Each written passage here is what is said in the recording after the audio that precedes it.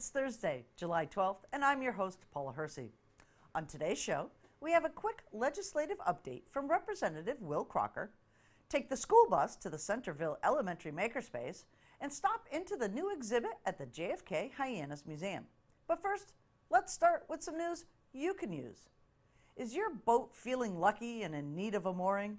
We stopped by the Marine and Environmental Affairs Office to talk to the Harbor Master, Brian Taylor, and MEA Secretary, Debbie Lavoie, about the upcoming mooring waitlist lottery.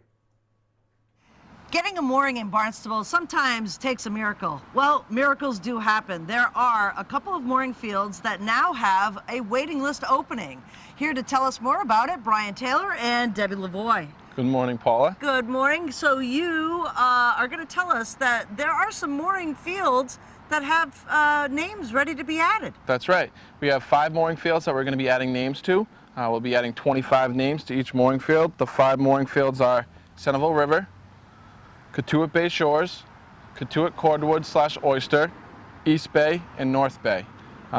We have found available space in most of these mooring fields and offered moorings throughout the past couple of years.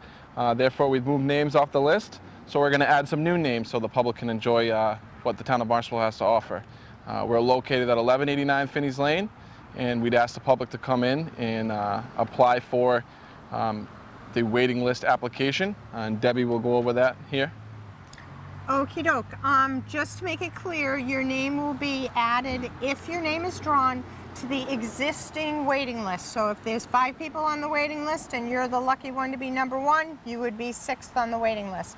And how it works is real easy. You come into our office in Finney's Lane. It's 1 entry per person per field.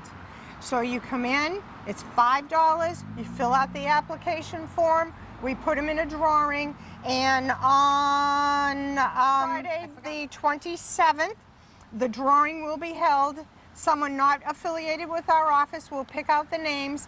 That's the order where the names will be added to the existing waiting list. If your name is drawn, you come in, you fill out an application. It's $25 for the initial application and $10 every year after that to keep on the list, to remain on the list. And every year that you do it, your name will go higher and higher on the list, and eventually Brian's going to call you and say, we have a mooring. Come on in and fill out the form.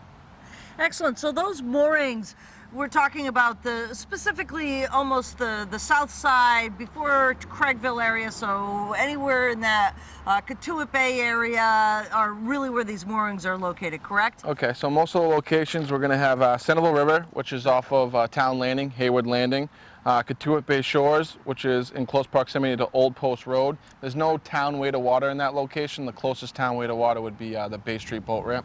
But a lot of the individuals in the neighborhoods above apply for moorings in that location or get on a lottery to get on the wait list. Cotuit Cordwood, which is off of Cordwood Landing, that's another town landing. East Bay, which is off of East Bay Road, there's also a town landing there. And North Bay, which is in close proximity to Bay Street, right over the Narrows that you can get to Bay Street. So most of the locations are the southern side of the town of Barnstable. But they're all great locations, and we'd ask people to come in and get on the lottery. You're not guaranteed a spot, but you can get on the lottery and get a potential mooring waiting list location, which is great. Right, and getting on the waiting list is half the battle here to get a mooring. Is you got to get on the waiting list. You can't just, they don't magically appear if you're not on the list. So they can get an application right off of the website. You can get the application off the website and mail it in, but you got to make sure the drop-dead deadline is Monday, July 23rd. Has to be at our office by 4:15 on Monday, July 23rd. We put your name in, and then, like I said, the drawing is Friday, July 27th. So the sooner you get it in, the better you are. Right. So, hey, it's the lottery. Get your name on the list. You might get a mooring in the town of Barnstable.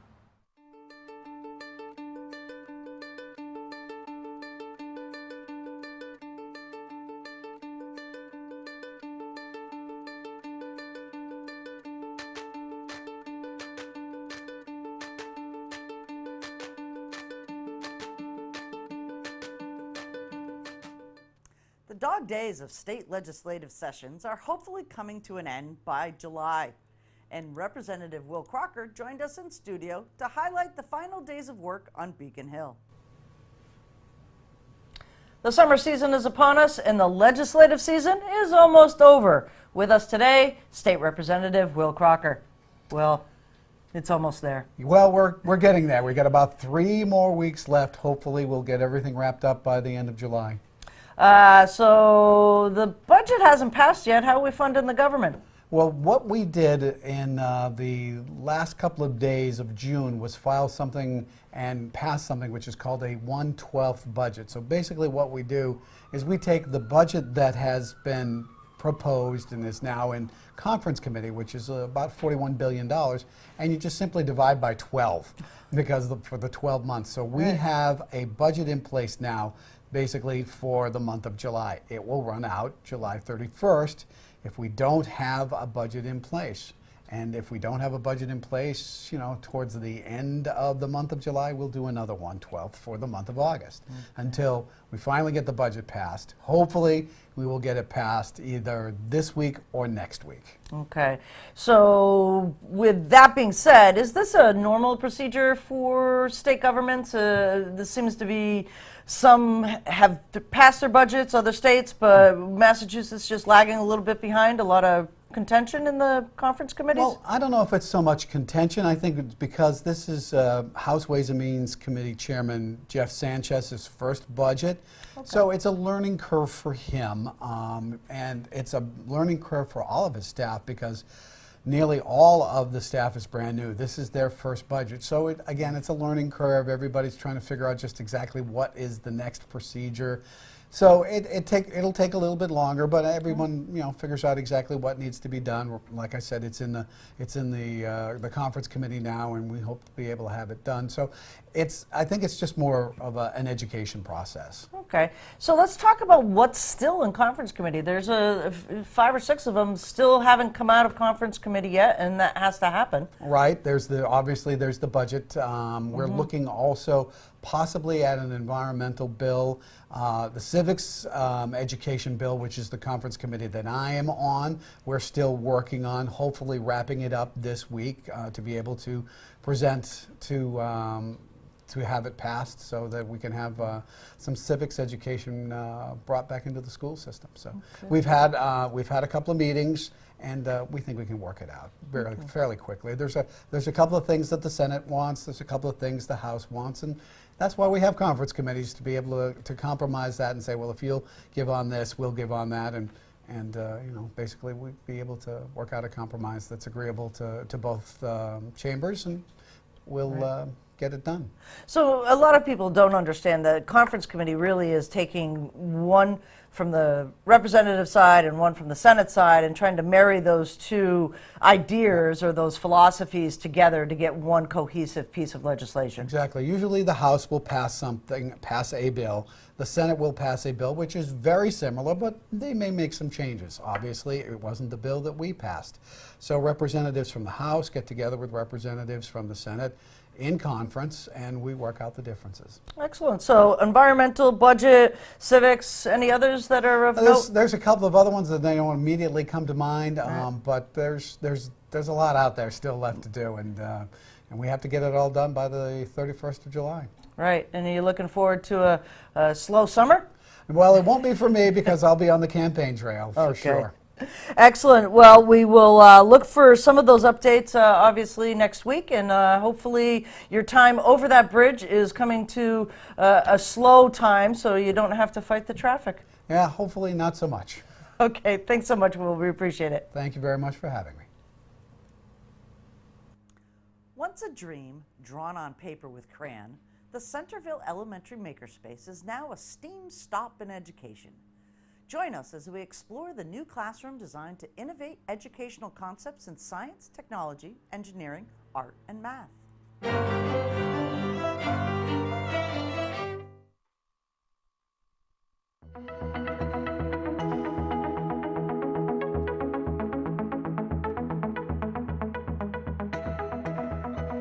This fall, Matt Shifley, the principal of this building, had a meeting with myself, Beth Ann Orr, and our Gateway personnel as well to talk about his vision for this space. So he'd heard of makerspaces, he included it in his school improvement plan. Wasn't really sure what that was going to look like. And so he and I had worked together previously. I was in his building, and he said to me, I want to turn this into a makerspace, what do you think? And we walked into this space, and it was kind of a storage classroom, if you would, hadn't been used. So everything under the sun was in here, couldn't see the walls, and needed a little TLC. And I looked at it, and I just started walking around, and in my brain I started to envision what I thought it might look like. Maker spaces were somewhat new to me, so I just dug deep into research, found some great resources, and drew a very quick crayon drawing. Brought it into him and transformed into what you see now.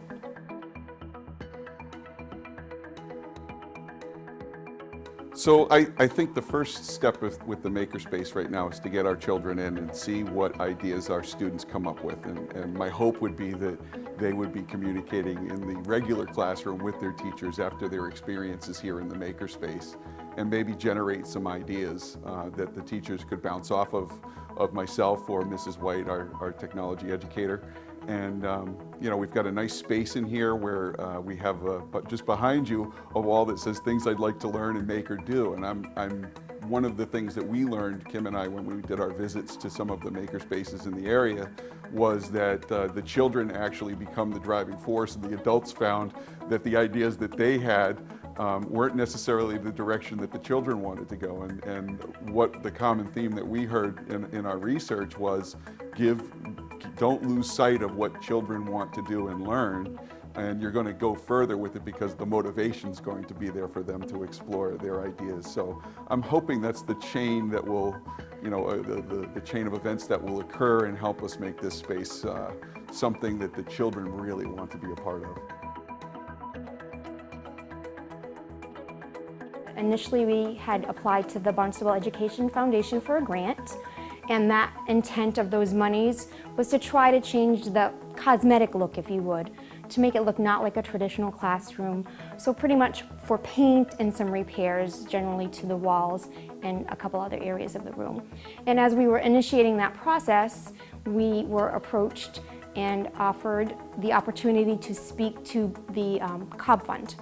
And so we did a presentation to Cobb Fund, and they very generously gave us a $10,000 grant to enable us to really transform this space into what you see now. So right now, that's kind of my next steps as I'm a big idea person. So when this started, I actually thought this would be up and running, in February, you know, and like any, say, home improvement project, there's steps that have to go along the way. And one of my strengths is I tend to have the big idea, and Mrs. White is absolutely incredible at the details. So I have to give her props for this. So our next steps, I am looking to start developing outside relationships within the community. It's one of the strategic objectives of the district is to develop outside partnerships. I'm currently reaching out to Cape Cod Community College. I would love to get in touch with some of the other maker spaces in the area and see if there's resources that they have that can support some of the ideas that our students are generating. I think it's really exciting to have a maker space at this area because there's not a lot in the elementary level right now, so we're kind of on the pioneering end, I feel like, with children this age. So it'll be very interesting to see the shape and direction it goes. But outside partnerships, I think, are going to be an important part. I would love to see parents, you know, with electronics experience, because we've got some nice electricity stuff and circuitry stuff that we can use here. We've got the sewing center, and I think, you know, there's got to be people out there who would love to share their talents and support children in learning how to sew and learning how to make things from that perspective. And I know at Cape Cod Community College we have a robotics program that is somewhat tied to this school, because when we had fourth grade here, I had developed a relationship with Mr. Rick Bashara, who's over there teaching robotics, and that started over here at Centerville with him and I running some robotics when we had some older children here. So I'm looking forward to developing those next relationships with people. Students are going to come here and they're going to struggle with problems. It's a mindset shift, and that's going to be our biggest challenge. It's not a space where an entire class comes and replicates a project. It's a space where students come in smaller groups work collaboratively. Teachers identify a problem, ask them some questions, allow the students to struggle through that problem-solving philosophy, try something with a prototype, figure out what doesn't work, fix it, and then come up with their end product. All of these areas encourage collaboration. So a student could come and work independently, of course, but more importantly is that collaborative feeling. When you go into the real world, very rarely are you isolated in a job. You have to learn to work with people. You have to learn to compromise. You have deadlines. So this mindset and this space has been designed to foster and encourage that.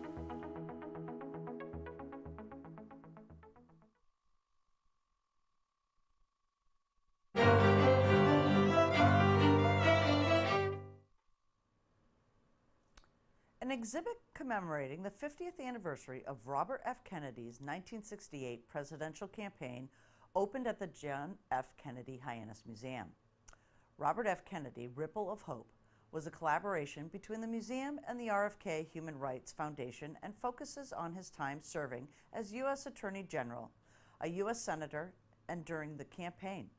The exhibit was designed to capture the life of RFK and even covers his early years in the Kennedy family, including some rarely seen photos of his time of Cape Cod. RFK's daughter, Carrie Kennedy, and Connecticut State Senator Ted Kennedy Jr., his nephew, were guests of the museum during an opening ceremony for the exhibit.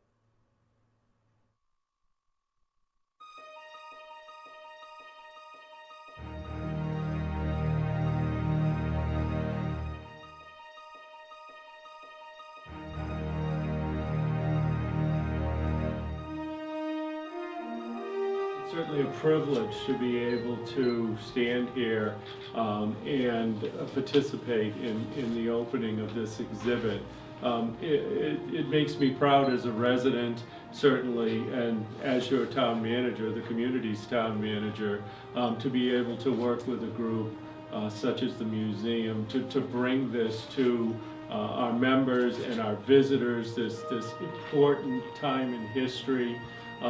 Maybe no better time to talk about the ripples of hope and calling upon us individually to stand up and look out for those who are in need of support and help. So certainly this is another important exhibit, and it's an honor that we get to work with the museum, and I thank you for having me here this morning to speak to this. And so it's just really fitting, I think, that this exhibit is here. This summer, I think you'll see a lot of folks who will come through and be reminded of that legacy if they lived through that, or for people who are just starting off to really see what he was able to do in his far too short life, but to really as an example for how you can really stand up for social justice, for equity, for what is right in this world, in our country, in our nation. And to do that in part through elected office is just a tremendously powerful example, and I think one that we need. This exhibit keeps the memory, keeps that hope alive, the hope that RFK had for a better generation, for a better life, and I'm very pleased that the JFK Museum has opened this up, and we have an opportunity to be able to look at this and remember and keep that memory alive. So again, thank you very much.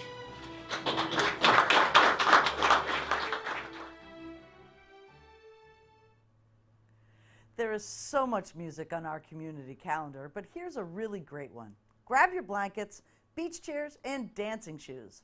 Love Live Local is teaming up with the Hyannis Arts Cultural District once again this summer to present the Free Singer and Songwriter Series on Thursday and Saturday evenings from now through August 25th. Thursdays at Harbor Overlook at the Hyannis Art Shanty's corner of South Street and Ocean Street. Don't miss these artists in July. Tonight, July 12th, Jordan Renzi, traditional folk and contemporary soul. July 19th, Kathleen Healy, poetry and song. And July 26th, Rob Cushing, classic rock. Here is a look at the meeting schedule for boards, commissions, and committees.